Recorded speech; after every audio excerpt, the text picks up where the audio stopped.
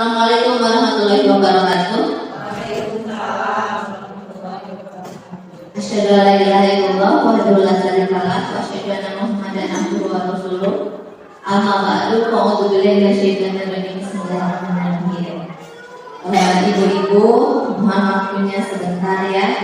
Untuk hari ini izinkan saya untuk menyampaikan diseminasi saya untuk tugas guru penggerak, yaitu dengan tema diseminasi budaya positif. Di sini saya sebagai calon guru penggerak angkatan 11, saya akan memenuhi tugas saya, yaitu aksi nyata modul 1.4. Langsung saja ya Bapak Ibu. Ini sudah diperkenalkan ya Bapak Ibu, ini sebagai fasilitator saya, kemudian Ibu pengajar praktik. Beliau ini adalah orang-orang yang membimbing saya selama proses pendidikan saya selama 6 bulan. Selanjutnya, tadi yang judul yaitu diseminasi budaya positif. Saya ingin bertanya, mohon maaf ya Bapak Ibu jika saya bertanya, menurut Bapak atau Ibu, apa yang dimaksud dengan budaya positif? Apakah ada yang tahu? Budaya positif atau budaya adalah atau positif sesuatu yang bagaimana gitu? Kebiasaan yang baik. Ya betul. Secara garis intinya dari sekarangnya seperti itu ya. Jadi sesuatu hal yang baik. Ingin lebih jelasnya seperti ini. Budaya positif yaitu kebiasaan yang dilakukan secara terus-menerus dan regenerasi pada perilaku baik untuk membentuk karakter positif dalam kehidupan sehari-hari murid, sehingga akan mencerminkan profil pelajar Pancasila pada diri murid. Jadi di sini adalah semua sikap yang mencerminkan perilaku positif itu bisa dimasukkan ke dalam budaya positif. Jadi semua kebiasaan-kebiasaan yang ada di sekolah kita bisa dimasukkan ke dalam kelompok budaya positif. Nah di sini, apa pentingnya menciptakan suasana positif di lingkungan sekolah? Penting atau tidak? Penting, sangat penting sekali.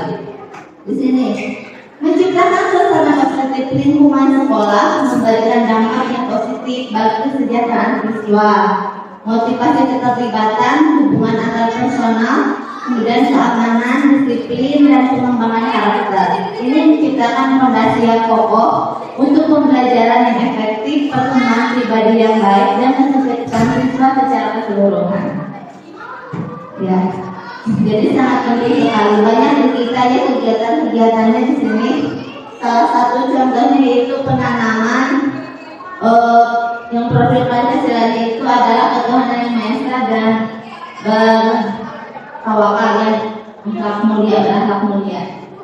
Sebagai seorang pendidik dan atau pemimpin sekolah, bagaimana Anda dapat menciptakan suasana positif di lingkungan Anda selama ini? Ada yang ingin menjawab? Bagaimana Anda dapat menciptakan suasana positif di lingkungan Anda selama ini, di sekolah atau di kelas? Apakah pernah yang dilakukan suasana positif? Apakah di sebelum pembelajaran suka berdoa? Ya, itu salah satu contoh penanaman budaya positif. Selanjutnya menganjurkan anak untuk mengikuti kegiatan-kegiatan yang ada di sekolah. Ini sebuah satu perannya. Nah,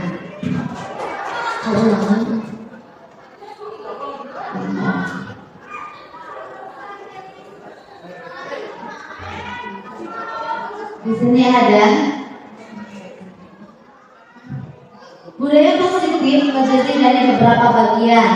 Yang pertama, disiplin positif, nilai-nilai kebajikan universal, kemudian teori motivasi, hukuman, penghargaan, restitusi. Kemudian yang ketiga, keyakinan kelas. Yang keempat, kebutuhan dasar manusia dan dunia berkualitas. Restitusi 5 posisi kontrol, restitusi segitiga restitusi. Ini masih terrestitusi ya.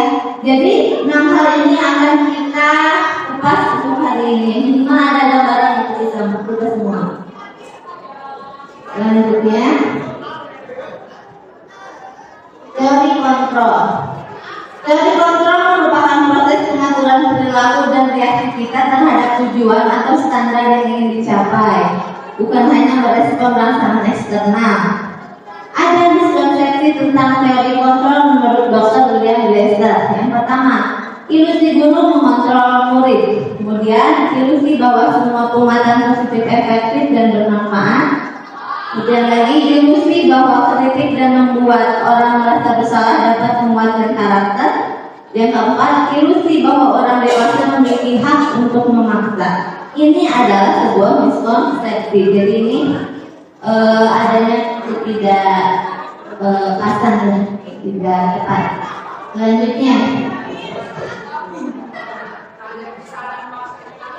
di sini, kemudian Stephen Covey juga merupakan prinsipal dari Stanford Leadership pada tahun 91 mengungkapkan, bila kita ingin membuat kemajuan perlahan, sedikit-sedikit, ubahlah sikap atau perilaku Anda.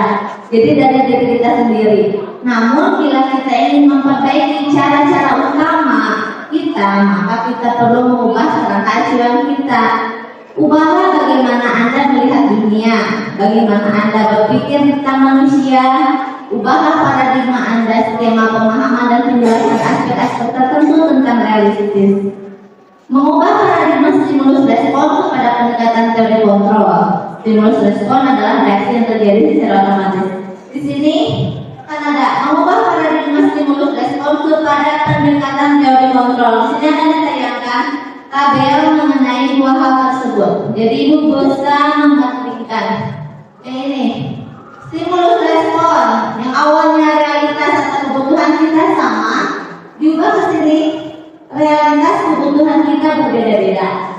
Contohnya, kemudian kalau kita di pembelajaran nih Bapak Ibu kan suka ada pembelajaran yang diferensiasi. Nah, dengan gaya belajar anak yang berbeda-beda, jadi mereka itu dilayani dengan cara yang berbeda, dengan media-media yang variatif sekali.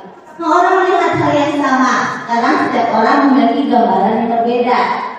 Terus kita mencoba mengubah orang agar berpandangan sama dengan kita. Kita berusaha memahami pandangan orang lain tentang dunia. Terus perilaku buruk dilihat sebagai suatu kesalahan. Terus semua perilaku memiliki tujuan. Orang lain bisa mengontrol saya. Hal ini hanya Anda yang bisa mengontrol diri Anda. Saya bisa mengontrol orang lain, Anda tidak bisa mengontrol orang lain. Kemudian pemaksaan ada pada saat bujukan atau bujukan gagal. Kemudian kolaborasi dan konsensus menciptakan pilihan-pilihan baru. Selanjutnya, model berpikir menang atau kalah, model berpikir menang. Seperti ini. Ini perbedaannya antara teori kontrol dan stimulus respon. Lanjut, disiplin positif. Disiplin merupakan bentuk bertanggung jawab dan menimbulkan kesadaran terhadap apa yang dilakukannya. Selanjutnya, disiplin juga merupakan proses pembelajaran dan pembentukan karakter. Disiplin sebagai bentuk kontrol diri, yaitu belajar untuk kontrol diri agar dapat mencapai suatu tujuan mulia. Guru harus menciptakan anak-anak yang memiliki disiplin diri sehingga mereka bisa berperilaku dengan maju pada nilai-nilai kebijakan universal. Menurut Bapak Ibu, menurut Ibu-ibu, untuk sifat disiplin ini bisa dilihat ketika anak bagaimana? Bagaimana sih? Mengerjakan tugas tepat waktu. Ada lagi? Saya minta satu lagi.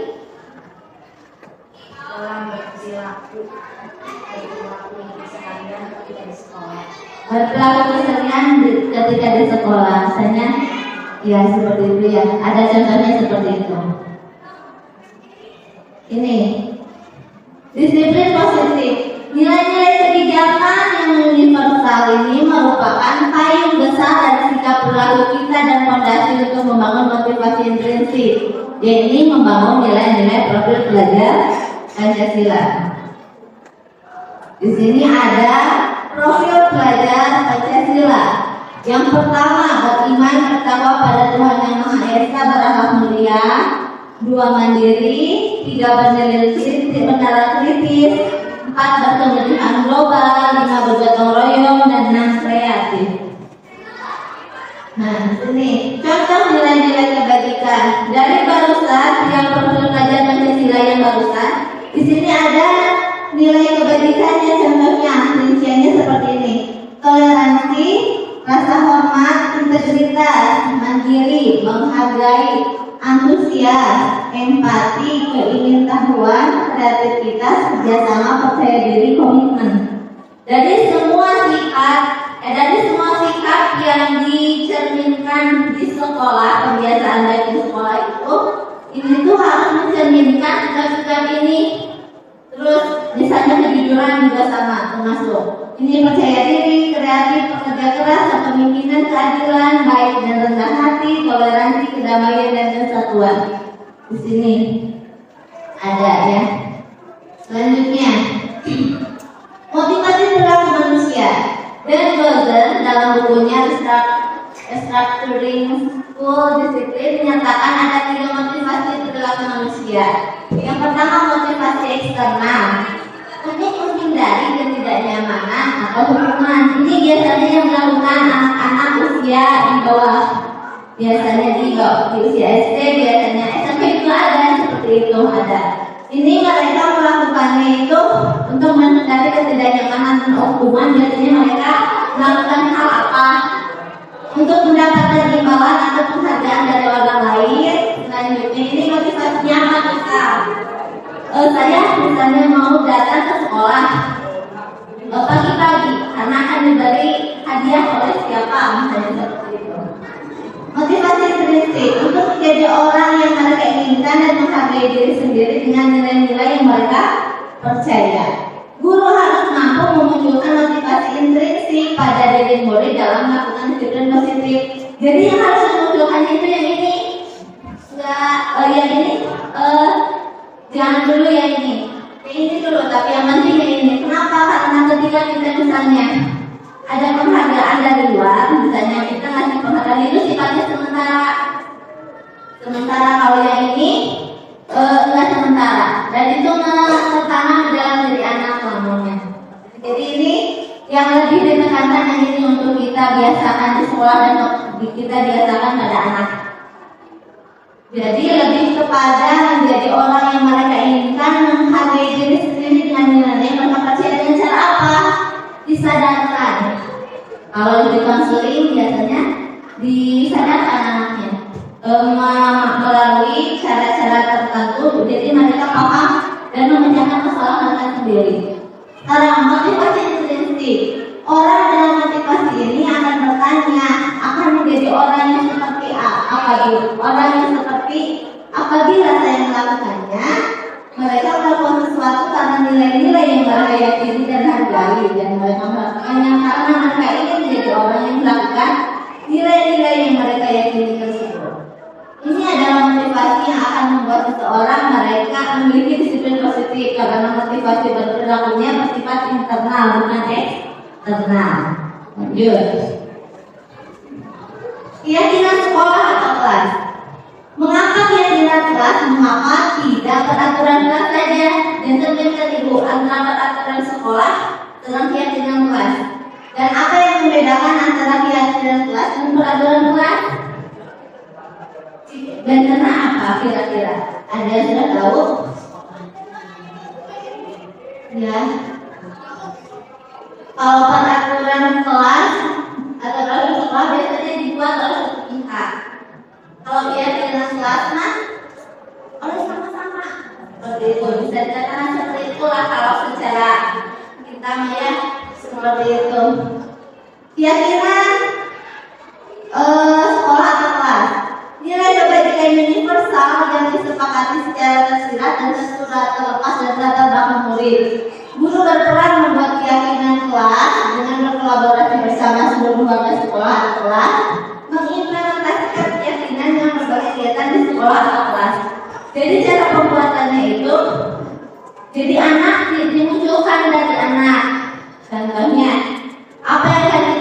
disepakati untuk kelas kita, keyakinan kelasnya. Misalnya yang pertama, jangan buang sampah, dilarang buang sampah, terus dilarang terlambat atau dilarang berkata bohong. Nah, yang itu dimunculkan dari anak-anak, kemudian ditulis. Setelah itu ubah katanya menjadi kata yang positif, kalimat positif. Contohnya yang tidak dilarang. Jadi terima kasih untuk tidak membuang sampah pada tempatnya. Terima kasih untuk berkata jujur hari ini, misalnya seperti itu. Jadi kata-katanya itu tidak boleh yang negatif, tapi harus yang positif seperti itu. Banyak sekali keyakinan kelas yang biasanya muncul dari anak. Lanjut. Keyakinan kelas bersifat lebih abstrak daripada peraturan yang lebih rinci dan konkret. Keyakinan kelas berupa pernyataan yang universal. Pernyataan keyakinan kelas senantiasa dibuat dalam bentuk positif. Keyakinan kelas sebenarnya tidak terlalu banyak, sehingga mudah diingat, dipahami oleh semua warga kelas. Keyakinan kelas sebaiknya sesuatu yang dapat diterapkan di lingkungan tersebut. Semua warga kelas hendaknya ikut berkontribusi dalam pembuatan keyakinan kelas lewat kegiatan curah pendapat. Yang tadi, jadi mereka wadahi maunya apa, bersedia meninjau kembali keyakinan kelas dari waktu ke waktu. Jadi apakah mereka melanggar keyakinan kelasnya atau tidak? Kemudian sekarang ada 5 posisi kontrol. Yang pertama sebagai penghukum, pembuat rasa bersalah, teman, sebagai pemantau dan manajer. Meskipun kita bukan guru BK, tapi misalnya kita harus memiliki sifat memiliki ilmu paham mengenai ini. Jadi di sini ada efeknya. Kalau misalnya kita sebagai penghukum, ini biasanya akan ada dampaknya apa ke anak, nanti ada dijelaskan. Yang ini dampaknya apa? Tapi untuk teman penganggaran manajer biasanya ada dampak yang positif biasanya. Selanjutnya sebagai penghukum, seorang penghukum bisa menggunakan hukuman fisik maupun verbal. Contoh, patuhi aturan saya atau awas misalnya. Kemungkinan murid marah dan mendendam atau bersifat agresif. Bisa jadi sesudah kembali duduk, mereka tersebut akan mencoret-coret bukunya dengan meja tulisnya. Lebih buruk lagi, sepulang sekolah, murid melihat motor atau mobil bapak ibu guru dan akan menggores kendaraan tersebut dengan paku, dan seperti itu. Lanjut sebagai rasa bersalah. Pada posisi ini biasanya guru akan bersuara lebih lembut. Pembuat rasa bersalah akan menggunakan keheningan yang membuat orang lain merasa tidak nyaman, bersalah atau rendah diri. Kata-kata yang keluar dengan lembut akan seperti, ibu sangat kecewa sekali dengan kamu, tapi nadanya lembut. Murid akan merasa bersalah telah mengecewakan ibu atau bapak gurunya. Murid akan merasa menjadi orang yang gagal dan tidak sanggup membahagiakan orang lain. Ini membuat rasa bersalah. Kalau yang sebagai teman seperti ini, guru pada posisi ini tidak akan menyakiti murid, namun akan tetap berupaya mengontrol murid melalui persuasi. Posisi teman pada guru bisa negatif atau positif. Positif di sini berupa hubungan baik yang terjalin antara guru dan murid. Guru di posisi teman menggunakan hubungan baik dan humor untuk mempengaruhi seseorang. Murid akan merasa senang dan akrab dengan guru. Ini termasuk dampak yang positif. Hanya saja di sisi negatif murid menjadi tergantung pada guru tersebut. Ada sisi negatifnya sedikit ya untuk yang teman. Sekarang pemantau. Memantau berarti mengawasi. Pada saat kita mengawasi, kita bertanggung jawab atas perilaku orang-orang yang kita awasi. Posisi pemantau berdasarkan pada peraturan dan konsekuensi dengan menggunakan sanksi konsekuensi. Murid memahami konsekuensi yang harus dijalankan karena telah melanggar salah satu peraturan sekolah. Guru tidak menunjukkan suatu yang berlebihan, menjadi marah atau membuat merasa terbuat salah, murid tetap dibuat tidak nyaman, yaitu dengan harus meninggalkan kelas pada waktu jam istirahat dan mengerjakan tugas. Selanjutnya, manajer. Nah, yang ditekankan kita ini harus seperti yang ini. Manajer, posisi di mana guru berbuat sesuatu bersama dengan murid, mempersilahkan murid mempertanggungjawabkan perilakunya, mendukung murid agar dapat menemukan solusi atas permasalahan sendiri, mengembalikan tanggung jawab seperti yang tadi saya bilang pada murid untuk mencari jalan keluar permasalahannya, tentu dengan bimbingan guru. Jadi caranya misalnya ada 4 mata, misalnya ngobrol. Jadi biarkan anak itu mengeluarkan dulu pendapatnya, kemudian setelah itu baru Bapak Ibu bisa memancing pemikiran anak supaya mereka bisa memecahkan masalah sendiri dan bisa mempertanggungjawabkan apa yang telah dilakukan. Nanti ada contoh dan ada caranya dengan cara segitiga restitusi. Nah, manajer ya. Peran saya sebagai guru harus mampu memposisikan kontrol sebagai manajer dengan mempersilahkan murid mempertanggungjawabkan perilakunya, kemudian mendukung agar mendapat solusi dan mengajarkan analisis masalah dan kesalahan yang dibuat. Bukan konsekuensi, tetapi berkolaborasi. Bagaimana memperbaiki kesalahan dengan menerapkan segitiga restitusi dalam menyelesaikan masalah yang dihadapi. Lanjut.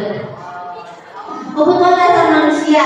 Di sini ada kebutuhan bertahan hidup, kasih sayang dan rasa diterima, kemudian penguasaan kebutuhan pengakuan atas kemampuan, kebebasan kebutuhan akan pilihan, kesenangan kebutuhan untuk berkesenangan. Jadi kadang kita ketika di kelas suka menemukan anak yang seperti ini. Contoh ya. Kira-kira menurut ibu-ibu seperti ini termasuk yang mana?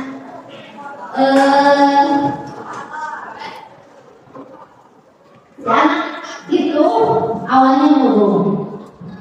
Ketika diperhatikan oleh guru dan teman-temannya, menjadi ceria dan pokoknya baik sekali. Itu kira-kira kebutuhan apa yang diinginkan anak dari ini?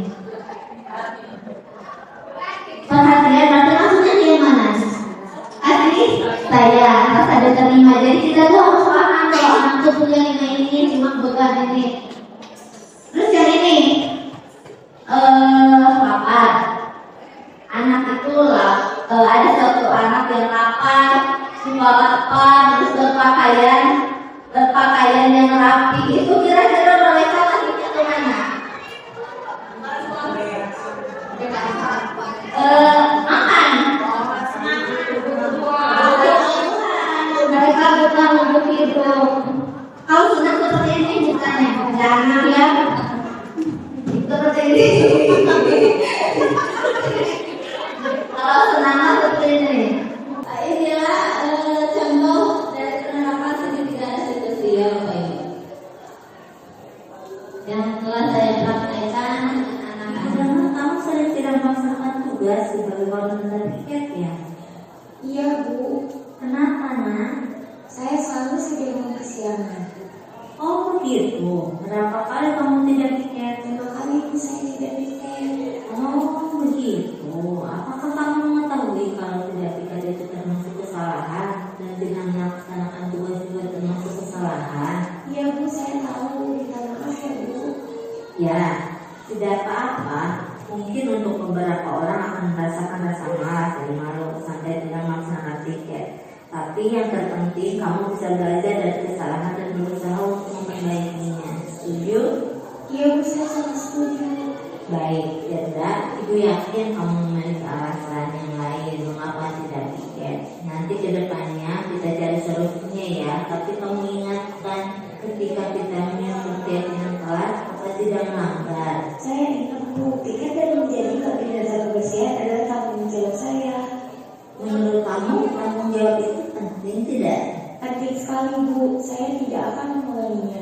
Jadi kamu bersedia memperbaikinya? Iya Bu, saya mau berusaha akan memperbaiki. Saya berusaha pada diri sendiri. Iya, minta bantuan orang tua ya untuk membangunkanmu ke depannya supaya kamu tidak kesiangan lagi. Iya baik Bu, terima kasih ya Bu.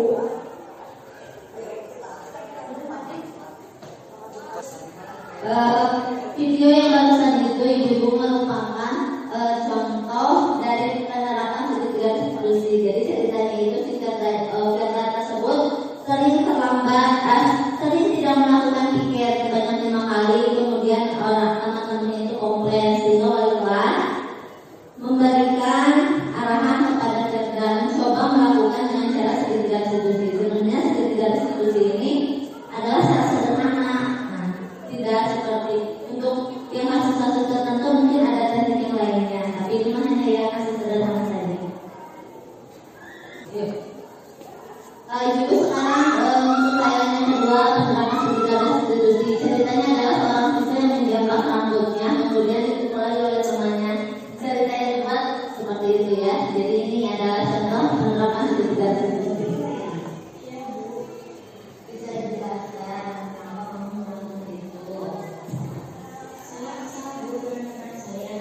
Oh begitu.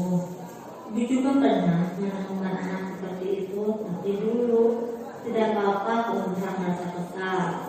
Jika ibu jadi kamu, mungkin ada juga melakukan yang sama. Kamu tidak bangga pada diri kamu sendiri karena bisa saja kamu berperilaku. Kamu juga pasti punya alasan mengapa melakukan itu. Iya Bu, saya kesal karena dia mengganggu saya. Iya, kamu boleh marah, tapi kamu juga harus menambahkan perilaku yang baru ya. Kamu ingatkan waktu kita menghitung keyakinan kelas waktu itu, apa coba yang telah kita sepakati? Ingat Bu, kita harus saling menyayangi dan menghormati sesama teman, tidak boleh berkelahi. Bagus, Cerda. Jadi menurut kamu marah sampai memukul dengan keras dibenarkan? Tidak Bu, itu tidak dibenarkan. Menurutmu keyakinan kelas yang mana yang kamu langgar? Saya tidak menghormati teman dan tidak mencerminkan sikap saling menyayangi satu sama lain.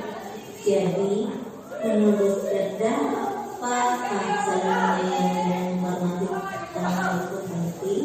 Penting sekali Bu, agar teman saya sayang kepada saya. Apakah kamu bersedia berubah karena yang baik? Iya Bu, saya bersedia. Jadi untuk kedepannya apa yang kamu lakukan kalau marah? Sabar Bu dan melapor pada ibu dibandingkan membalasnya. Bagus, Cerda, tetap jadi anak baik ya. Ibu-ibu contoh dari segitiga distribusi yang sudah saya terapkan di kelas.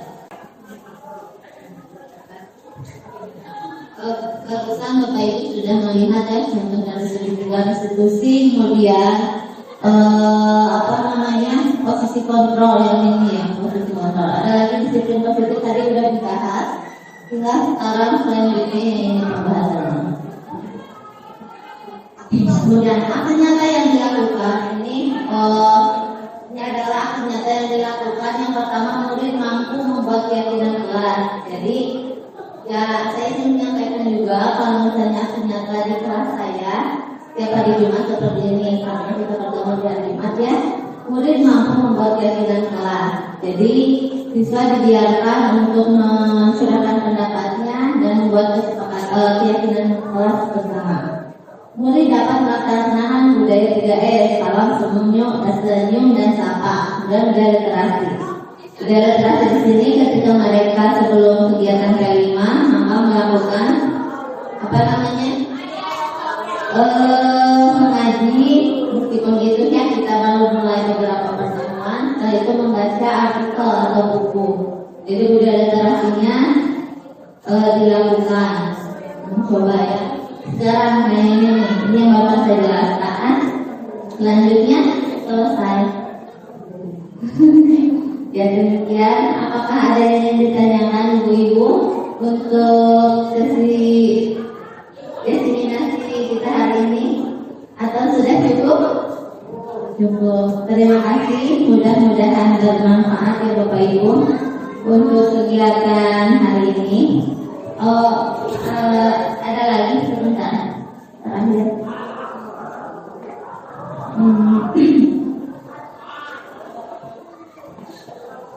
Udah dia, ya udah. Terima kasih.